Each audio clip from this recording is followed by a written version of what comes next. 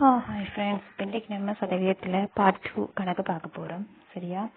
அதாவது இப்போ நம்ம ஏற்கனவே நேற்று ஒரு டைப் பார்த்துருந்தோம். ஃபர்ஸ்ட் ஒரு டைப் எப்படி கேட்பாங்கன்னு சொல்லியிருந்தேன். இன்றைக்கு நான் சொல்ல போகிறது செகண்ட் டைப் எப்படி கேட்பாங்க சொல்லி தான் அதில் பார்க்க போகிறோம்.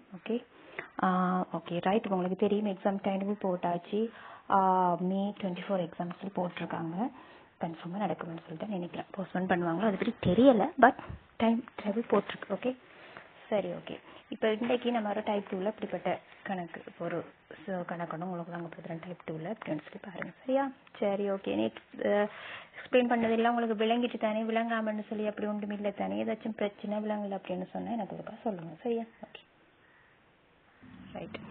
இப்போ இப்படி ஒரு கணக்கு தந்துட்டு கேட்டால் நம்ம என்ன செய்கிறேன்னு சொல்லி, இப்போ இப்படி ஒரு கணக்கு தந்து, அதாவது முதலும் தரல, இதில் பெர்சன்டேஜும் தரல, ஆனால் அதில் விடையை மட்டும் தந்துருக்காங்க. அதாவது இங்கே எக்ஸ் என்பது எவ்வளவுன்னு கேட்டால் எப்படி ஷார்ட்கட்டாக செய்யலாம்ன்ற இப்போ நான் சொல்லி காட்டுறேன். ஓகே, ஆனால் இப்போ என்ன கேள்வின்றதை ஃபஸ்ட்டு நீங்கள் அண்டர்ஸ்டாண்டிங் பண்ணிக்கொள்ளணும். அதாவது எக்ஸ் சதவீதம் என்பது 25 எனில் எக்ஸ் என்பது யாது என்று தான் கேட்டிருக்காங்க. அதாவது இந்த இருக்குது தானே, இந்த எக்ஸோட இந்த எக்ஸ் சும்மா நம்ம இப்போ இந்த எக்ஸ் ஒரு 100 எடுப்போம். இப்போ இந்த 100 சதவீதம் 50, இந்த 100 சதவீதம் தான் இந்த 50% உண்டா? சரி, அதாவது உங்களுக்கு விலங்குதான் என்ன சொல்லுது, இந்த எக்ஸை வந்து நம்ம சும்மா 100 எடுப்போம்.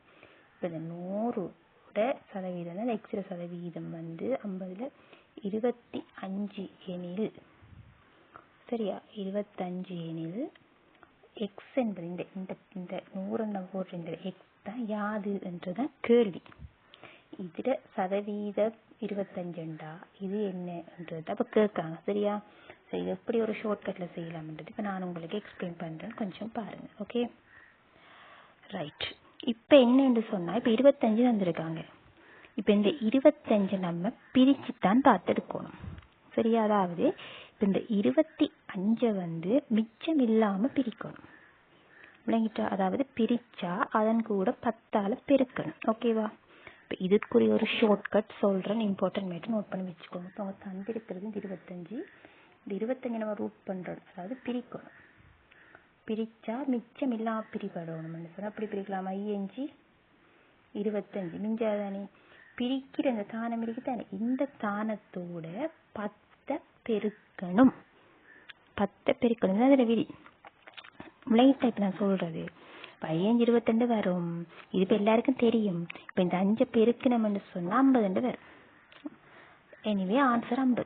சரி, சம்டைம் இப்படி எங்களுக்கு பிரிக்க தெரியாது. சம்டைம் ஒரு தானம் தந்தா எங்களுக்கு அது எந்த தானத்தை பிரிச்சா மிகுதி இல்லாம வரும்னு சொல்லி எங்களுக்கு தெரியாண்டு சொல்லி இருக்கிறவங்களும் இருப்பீங்க. அப்படி இருந்தீங்கன்னு சொன்னால், சரியா, தெரியாதவங்க இருந்தா சம்டைம் அவங்களுக்காக இன்னொரு விஷயம் சொல்றேன், கேட்டுக்கோங்க. அதாவது ஆன்சர் அவங்க தந்திருக்காங்க இல்லையா?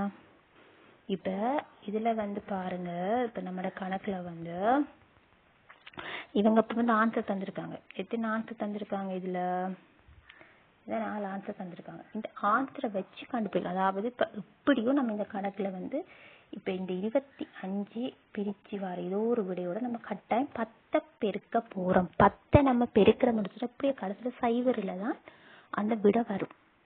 சரியா? அப்ப சைவர்ல அந்த விட வரும்னு சொன்னா நம்ம இந்த இதுல இந்த ஆன்சர்ல சைவர் கடைசியா முடியுதுன்றது பார்க்கணும்.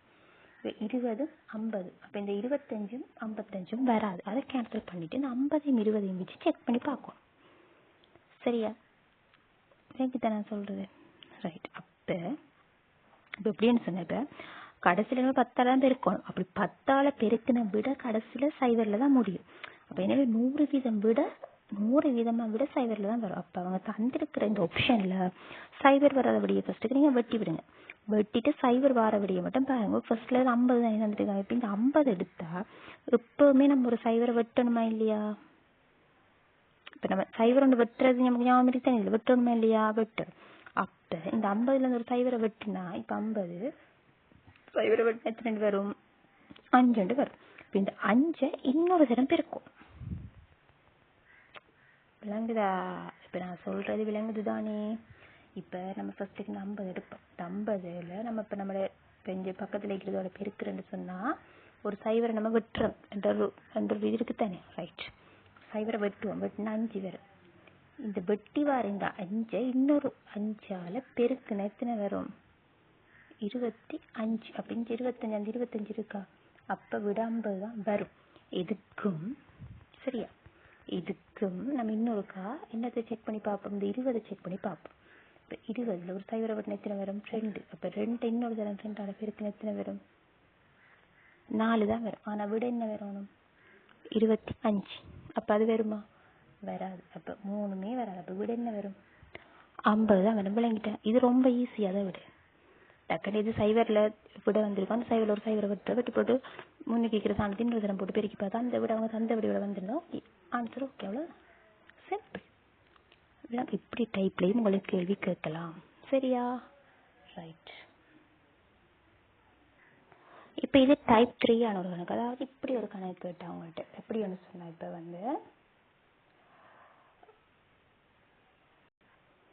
அதாவது இப்போ எப்படி ஒன்று சொன்னா, இப்போ 250 லிட்டர் 250 லிட்டர்ன்றது 12 வீதம் என்பதற்கு, அதாவது இன்றது இந்த 150 லிட்டர்ல எத்தனைக்கு சமன்? அதாவது இந்த 250 லிட்டர்ல 12 வீதம் 150 லிட்டர்ல எத்தனை வீதத்துக்கு சமன் என்று கேட்கணும். அப்படின்னா 250 12 வீதத்தை கண்டுபிடிக்கணும். அதே அதை கண்டுபிடிச்சு அதை அந்த 150 லிட்டர்ல இருந்து எத்தனை வீதம் வருதுன்னு சொல்லி கண்டுபிடிக்கும். அப்ப இதுதான் கணக்கு. சரியா? அப்ப என்ன செய்யணும்? இப்ப இப்படி சமனாகும் என்று கேட்டாங்கன்னு சொன்னா 0 எல்லாம் இப்படி இதை வெட்டல, சமன் என்று வந்தா வெட்ட தேவையில்லை. சரியா? அப்ப இப்ப 250 லிட்டர் 12 போட்டா சரி. சரியா? அப்ப 250 லிட்டர் 12 வீதம் என்பதற்கு சமம் என்றது போல 150 லிட்டர் எத்தனை வீதம் சமம் என்றுதான் கேள்வி. ஆகவே சமம் என கேட்கறதுல நம்ம அந்த 0 வெட்டல. சரியா? சரி. இப்ப எப்படி எழுதணும்னா 250 அந்த கணக்கு எப்படி நம்ம இந்த ஃபார்முலா போடணும்னா 250 தர 12 இதுக்கு சமன் 150 தர x வரும். சரி. இப்போ நம்ம இந்த எக்ஸை காணணும்னா இந்த 150 இங்கே எடுக்கணும். இங்கே எடுக்கணும்னா பெருக்கலாக இருக்கிறது நம்ம இங்கே எடுத்தால் எப்படி மாறும்? பிரித்தலாக மாறும். 250 12 சமன் x 150 வரும். சரியா? இப்போ இதில் நம்ம இந்த எக்ஸை இப்போ சுருக்கி கண்டுபிடிச்சோம்னா சரி.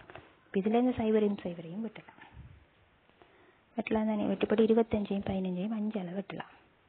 வெட்டினா 25 கை 5 வரும், இது கை 3 வரும். இப்போ இந்த 3 தலை விட்டால் 3 வரும்.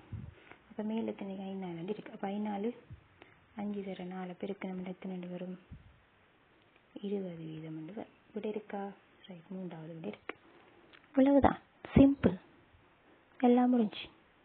விளங்கிட்ட என்ன சொன்னது? பெருக்கலாக இருக்கிறத இங்கே கொண்டு வந்து அது பிரித்தலாக மாறும். சரிதானே? இப்போ விளங்கிட்டு தனியாக எனக்கு ரைட். இப்போ நான் ஒரு டைப் 2 டைப் 3 2 செக்ஷன் விளங்கப்படுத்திருக்கேன். இப்படிப்பட்ட செக்ஷனில் வரும். மேலே இன்னும் நான் சில செக்ஷனில் உங்களுக்கு நான் படுத்தெடுத்த வீடியோஸில் நான் உங்களுக்கு போஸ்ட் பண்ணி விளங்கப்படுத்துகிறேன். அதையும் பார்ப்போம். சரியா? இது விளங்குதா விளங்கலையான்னு ஒரு பார்த்து செக் பண்ணுங்கள். சரியா? சொன்ன ஷார்ட்கட்டுகள் எல்லாம் நோட் பண்ணி வச்சுக்கோங்க, மறந்துடாதீங்க.